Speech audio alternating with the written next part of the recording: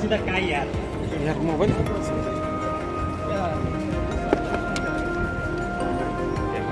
तो जर सहकार्य करत असेल पोलीस दलाला आणि त्यांच्यात थोडी जरी लाज शरम जर बाकी राहिली असेल तर त्यांनी पोलिसांच्या समोर सुमोठं हजर झालं पाहिजे.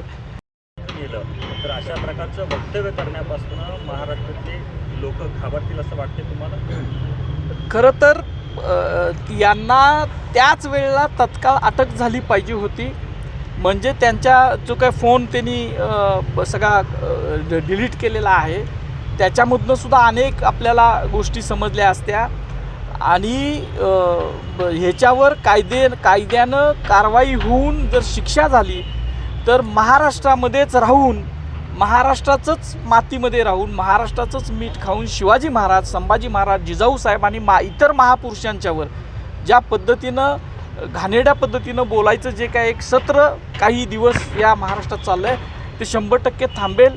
पण याच्यावर कडक कारवाई झाल्यानंतरचा हा सगळा विषय आहे. सुरुवातीला कोरटकर पळून गेला होता किंवा गायब झाला केस झाली, आता जामिनावर जर फेटाळलेला 7 दिवसाचं त्याला पुन्हा अंतरिम जामीन मंजूर व्हावा असा सुद्धा एक अर्ज त्याने केला होता, तो सुद्धा फेटाळलेला आहे. याचा अर्थ त्याला अटक होणं हे क्रमप्राप्त आहे. अशा ह्याच्यात जर तो गायब झाला किंवा पळून गेला सरकारला या निमित्तानं काय सांगायचं? आणि त्यांच्या वकिलांनी युक्तिवाद करताना सांगितलं की तो ॲब्स्कॉन्ड नाही आहे, तो आहे.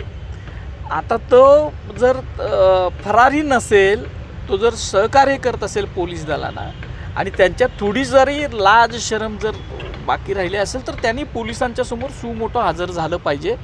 सरकार ह्याच्यावर योग्य पद्धतीनं कारवाई करेल ही पहिल्या दिवसापासून मी सांगतोय. कारण सरकारमधले असतील किंवा महाराष्ट्रामध्ये जे राज्यावर सत्तेवर असतात ही सगळी मंडळी ही शिवाजी महाराजांचा आदर्श घेऊन पुढं राज्य चालवण्याचा प्रयत्न करत असतात आणि तसाच शिवाजी महाराजांचा आदर्श घेऊन सरकार कारवाई करेल असं मला एक शक्यता वाटते.